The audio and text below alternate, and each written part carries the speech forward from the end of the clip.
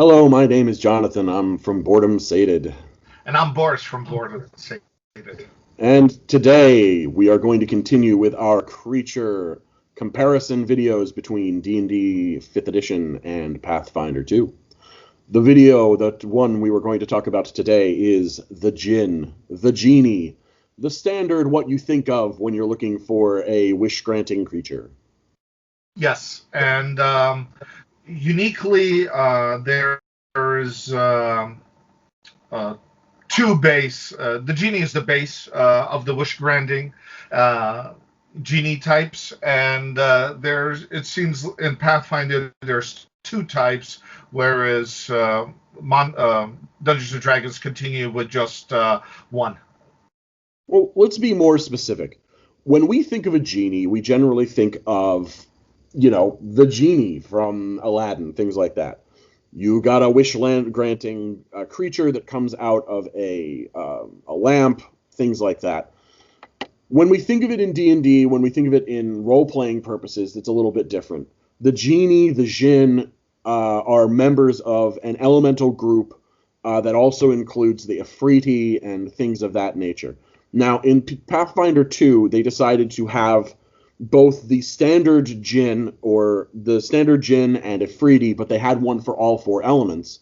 And they also have one that is a kind of like generic all four elemental plane creature, which is called a Jani, Janni.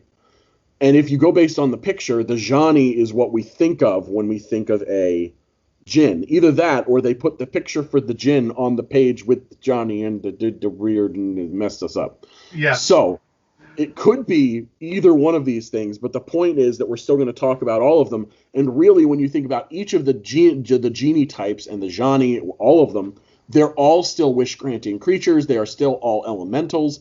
It's just when we think of it, we're thinking of the air elemental creature coming out of the lamp. And the picture for that looks very similar what's next to the Jani in Pathfinder 2 and what is next to the Djinn in D&D 2nd edition. Or 5th edition, right. Not 2nd edition. So the thing that we're going to talk about here is we're going to compare the Djinn from Pathfinder, the Djinn and the Jani from Pathfinder 2 to the Djinn in D&D 5th edition. Yes. Yeah. And so let's begin with the history, and because you'll never have a friend like this when you rub the lamp. No. They definitely won't have a friend like this.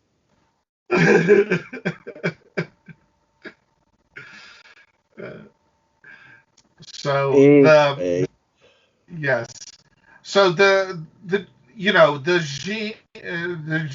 Genie, at the very least, across pop culture, we've seen a lot of really interesting aspects. We have 1001 Nights, all the books. We have The Thief of Baghdad. We have not the Golden Voyage, the Seventh Voyage of Sinbad. We have the Aladdin, both the cartoon and now the live action movie. And, so genies are in pop culture, not to the same extreme as other things, but enough that people understand who they are and what they usually do. Yeah. So now in D&D purposes and Pathfinder purposes, there's different versions of them. One thing you need to look at is, especially with Pathfinder, their CR. Based on their CR, you really wouldn't think of them as wish-granting creatures. And there's special rules for basically making them into wish-granting creatures. Because as per normally, they are like they're only CR4 and CR5 in Pathfinder 2, whereas the standard Djinn is CR11 when you go to D&D. Yes. Which is really quite surprising that they went this way.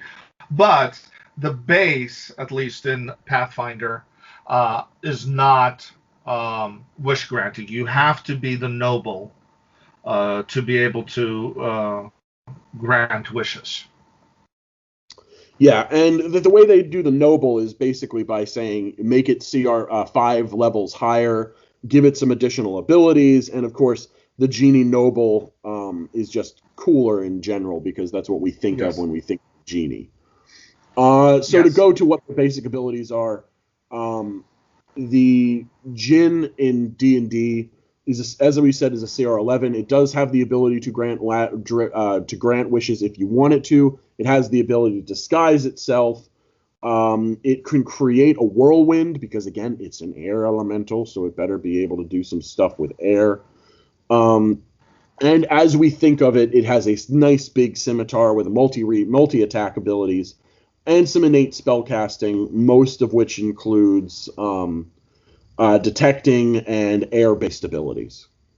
Yes, definitely. Now, the interesting thing, it seems that both, it says, will take, when they grant wishes, do sort of,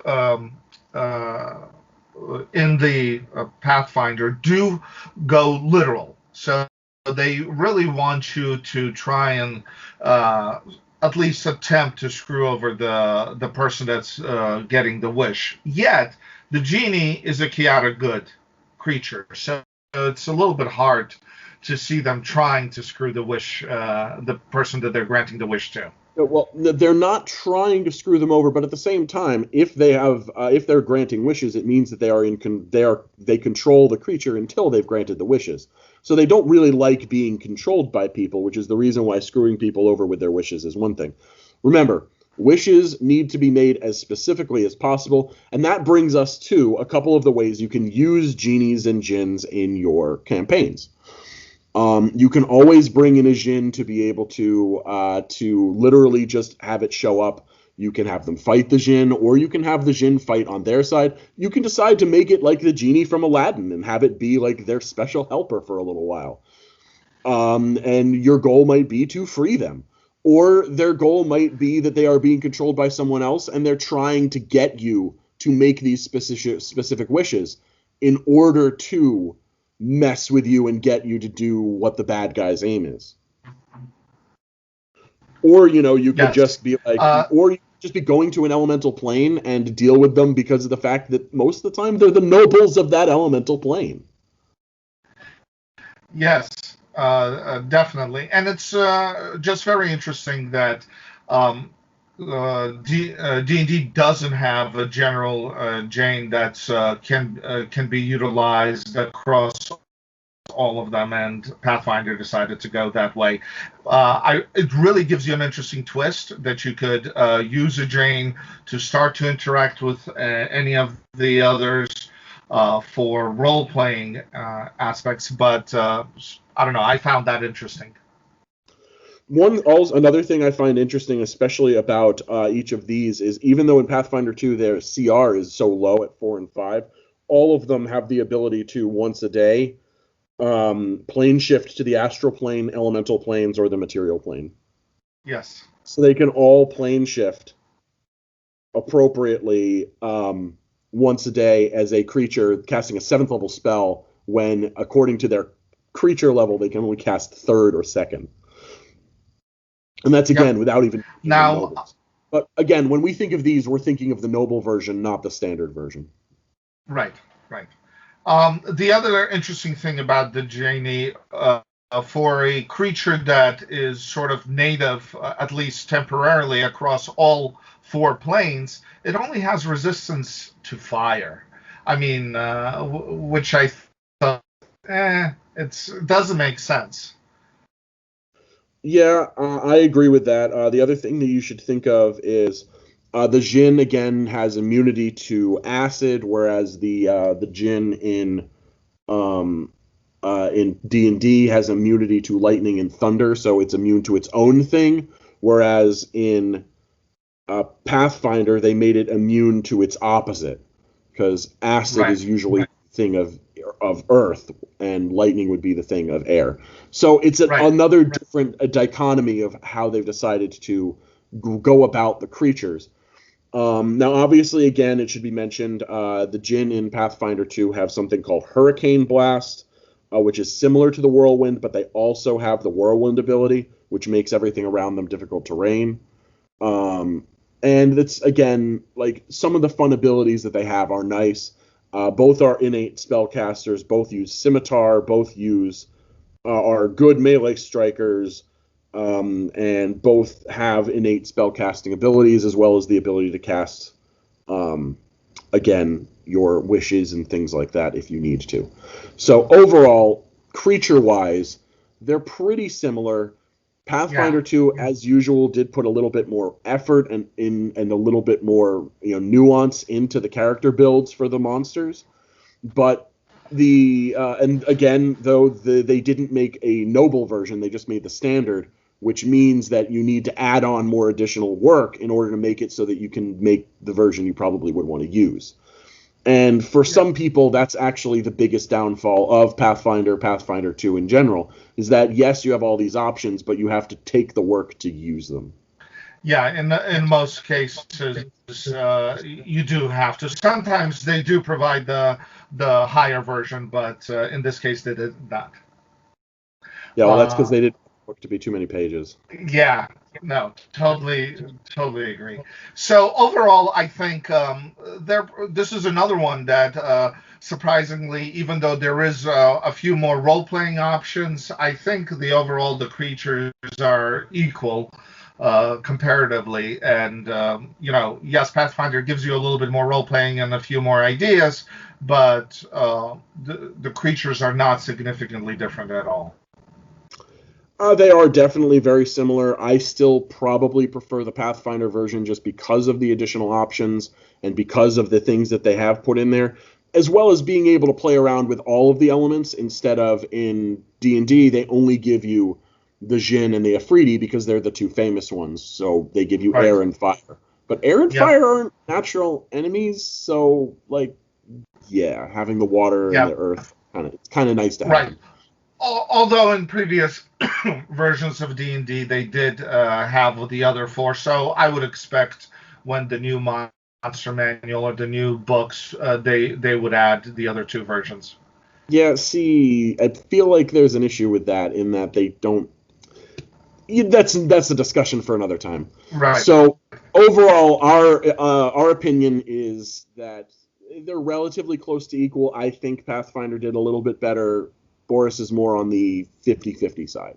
Yeah, I think they're pretty much 50-50 because even though it's a role-playing add-on, you can do the same thing in D&D and add the noble version and make it a little bit higher level and things like that.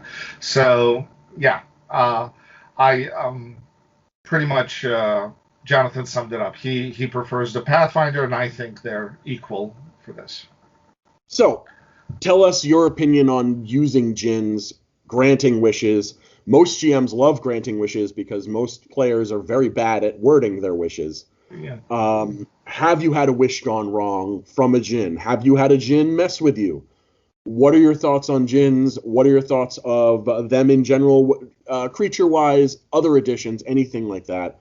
Comment. Of course, remember, subscribe, all of that jazz.